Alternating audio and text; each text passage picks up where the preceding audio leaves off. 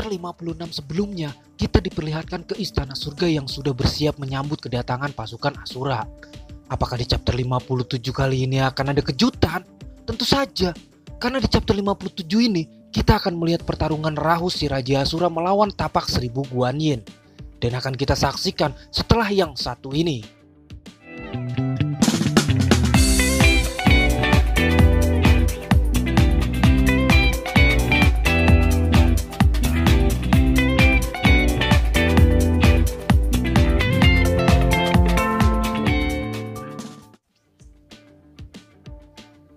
Sebelumnya, saya sangat berterima kasih banget sama kalian.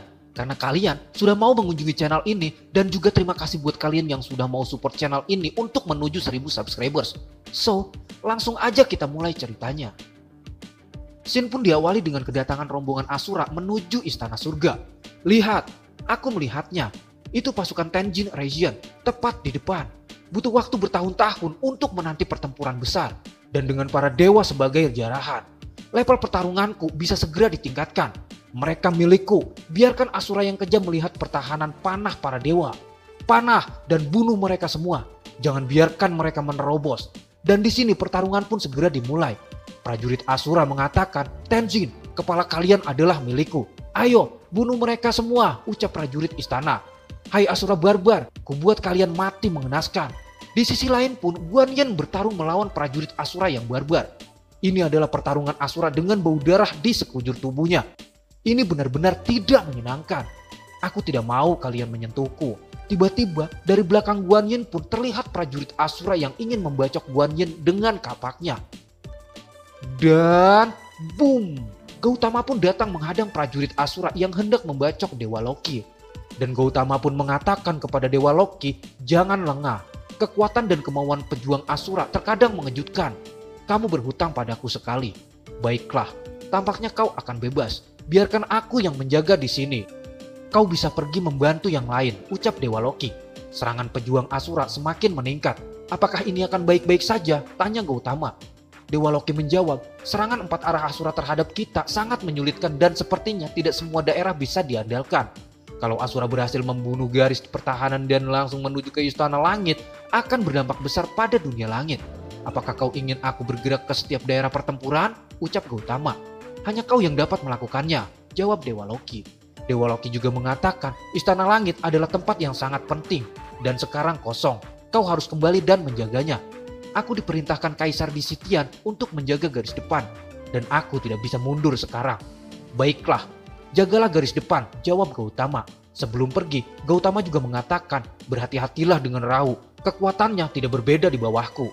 Dan Gautama pun terbang merubah bentuknya menjadi burung Raja Wali. "Rahu memiliki persahabatan denganmu. Kau tidak akan ingin melawannya. Tentu saja aku dapat melihatnya. Suatu saat nanti aku pasti akan membalasnya." Tiba-tiba sambil melompat, prajurit Asura pun rebutan ingin membunuh Dewa Loki. Prajurit Asura mengatakan, "Apakah ini sebuah rahmat membunuh Dewa Langit? Dia milikku, berikan kepalanya padaku. Kepalanya milikku, jangan membantah, tidak ada yang kurang." Dewa Loki pun langsung mengeluarkan jurus tapak 1000 dan bus, rata semuanya.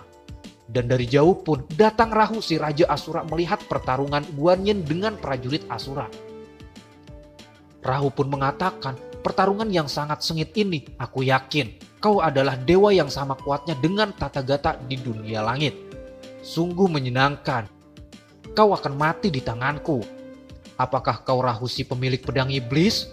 Dan sebelum pertarungan epik pun dimulai, kita dialihkan ke pertarungan sebelah utara. Pasukan dunia langit, "Bertemu kami di perbatasan batu. Pasukan darat raja tidak bisa maju. Kalahkan mereka dulu. Bunuh." Para pemanah Asura pun langsung memanah barisan depan prajurit. Para prajurit istana kewalahan menanggapi serangan panah karena tekanannya terlalu berat dan kuat. Dan sring, inilah dia yang kita tunggu-tunggu. Dewa si Mata Tiga. Dewa Mata Tiga pun langsung mengamuk. Serangannya berkurang. Kita beruntung karena bertarung dengan para dewa.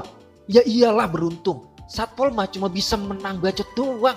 Ujung-ujungnya diselamatkan sama komandannya. Hehehe. Ayo semangat. Dewa Mata Tiga mengatakan, pasukan serangga terbang adalah pasukan depan Raja Yuan Pimaldo. Dan di sini datanglah Yuan Pimaldo. atau Pimaldoro. Kita sebut aja Yuan ya, biar nggak kepanjangan dan gue juga nggak terlalu ribet untuk ngomongnya coy. Hai mata tiga, anjing penjaga yang tidak pernah mati. Di masa lalu, pertempuran dengan ke-12 dewa langit penjaga, hanya kau yang tersisa. Aku juga memakan 2/3 dari mereka. Aku senang, yang terakhir dimakan jelas merupakan yang terbaik. Dan kita akan berputar lagi ke pertempuran sebelah. Oh iya, kalian tentu masih ingat kan waktu kemunculan Raja kuno, tangan Raja Surga Barat diputuskan oleh Dark Shadow. Dan di sini Raja Surga Barat bertarung menggunakan satu tangan. Di sini Raja Surga Barat mengeluarkan kekuatannya, yaitu Gendrang Marawis Hadro. Raja Surga Barat mengatakan, prajurit Asura, biar aku saja yang menghancurkannya. Boom! Meski pria ini hanya memiliki satu lengan untuk menebu Marawis, tetapi kekuatanku tidaklah lemah. Pasukan gagak hitam raja yang ingin membunuh mencoba terbang di atas penghalang gendrang pria tua ini. Dan kita berputar lagi ke Raja Surga Timur. Asura di sini, jangan lewatkan satupun dari mereka, potong mereka semuanya. Dan ini adalah 8 jinggang istana surga. Inilah pertarungan yang paling kita tunggu. Hasil latihan selama bertahun-tahun akan kukeluarkan semuanya hari ini. Pertarungan dengan Asura adalah waktu yang tepat untuk menunjukkan kekuatan kita. Tunjukkan pada mereka kekuatan para dewa langit. Kalahkan dan bunuh mereka semua. Pasukan ikan terbang Kingster hanyalah sebuah gertakan. Pasti dapat kita kalahkan. Pasukan dunia langit sudah mempunyai pengalaman di banyak pertarungan. Saat pertarungan sedang berlanjut, si kakek surga timur malah mengatakan, sial, biaya perang ini tidak kecil harganya, pasti mahal. Boom, ini adalah kucing hitam. Dan dia adalah Meong Shadow yang mau menemukan disitian kegelapan. Meong Shadow mengatakan, informasi yang kita terima sejauh ini adalah benar. Keempat Raja Asura bersama-sama menyerang Istana Langit. Istana Langit saat ini juga kosong. Seluruh pasukan sedang berperang di berbagai tempat. Disitian kegelapan pun merasa terkejut. Kosong? Benarkah? Musuh abadi saya, para dewa di langit sedang dalam kesulitan saat ini. Tetapi bagaimana situasi pertempurannya? Setelah perang, pasukan Asura saat ini sedang ditahan. Kedua belah pihak sedang bertarung. Hahaha, memprovokasi orang gila para Asura. Bukanlah itu akan berakhir dengan kekacauan? Ini kesempatan yang sangat langka. Sekali serang, dunia langit pasti akan langsung tamat. Kita harus berhati-hati, ucap Disitian kegelapan. Asura menyerang dunia langit. Kalau kita ikut campur tangan, bisa-bisa mereka malah menyerang kita. Aku tahu, mereka gila. Dan siapapun yang ingin menggigit mereka dan keinginan untuk menyerang mereka, maka mereka akan mendapatkan konsekuensinya yang fatal. Apakah kita hanya akan duduk dan menonton? Ini memang sebuah peluang bagus. Kita juga harus memahami dengan baik. Para dewa surga tidaklah lemah. Membunuh mereka secara tiba-tiba adalah satu-satunya keuntungan yang jelas. Sekarang mereka dalam posisi siap bertempur. Walaupun Asura kuat, mereka tidak akan dengan mudah merasakan kemenangan. Pertempuran ini tidak akan selesai dalam waktu singkat. Dan bahkan mungkin menjadi perang ratusan tahun.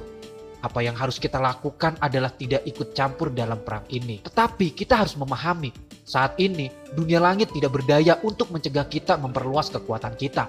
Mereka tidak dapat melakukan apa-apa sekarang. Itu benar, Kaisar. Kita datang pada saat yang tepat. Turun ke bumi, katakan halo kepada teman-teman manusia di bumi. Putuskan semua sambungan pulau terapung yang terhubung ke kuil surga. Atas perintah Kaisar Bayangan Gelap. Dan di sini, 300 telah diputuskan dan tidak terjadi apa-apa. Istana Bayangan mulai jatuh. Dan di sini, kita akan melihat pertempuran epik antara Rahu si Raja Asura dengan Guanyin yang terus menghindari serangan Rahu. Di sini terlihat muka Rahu sangat kesal. Hoi, apakah salah satu dewa terkuat di dunia langit hanya bisa menghindar? Apakah kau tidak bisa melakukan apa-apa? Aku sedang tidak berburu-buru, jawab Guanyin. Apakah kau sedang tergesa-gesa? Guanyin pun mengatakan, hai Raja Rahu, semua penunggang nagamu telah pergi. Rahu pun menjawab, percuma saja, ruang bagimu untuk menghindar akan semakin kecil.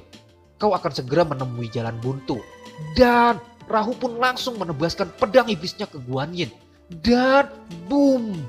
Tapi di sini Guanyin bisa menangkap pedang iblis Rahu dengan tangan seribunya. Waduh, ternyata Guanyin di sini kayaknya agak sedikit meremehkan Raja Rahu nih. Tapi tenang, Karena di sini Raja Rahu belum mengeluarkan Asura is Demonic Sword. Hehehe. Lanjut ke pertempuran. Terlihat di sini Guan Yin menangkap tebasan Rahu dengan tangan seribunya. Guan Yin juga mengatakan, Raja gila, pisaumu ini hanya dapat memotong. Dalam menghadapi jurus 1000 tanganku, ini tidak akan terlalu berguna. Aku bisa menahannya. Rahu pun memuji tapak 1000 Guan Yin. Rahu mengatakan, jurus 1000 tanganmu itu memang hebat. Tapi bisakah kau melawanku dengan kekuatan yang tak terbatas? Raja Rahu pun sepertinya sudah mulai serius. Baiklah, lihatlah ini. Kita lihat apakah kau bisa menahannya. Dan boom, ditekanlah pedang Rahu.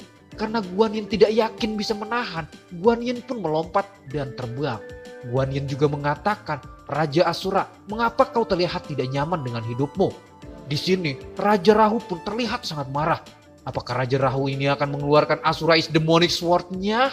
Hehehe, lagi seru-serunya, kita pun harus diputar ke Raja Harta Surgawi. Ling Bao Tianjun mengatakan, bawa kembali orang-orangmu.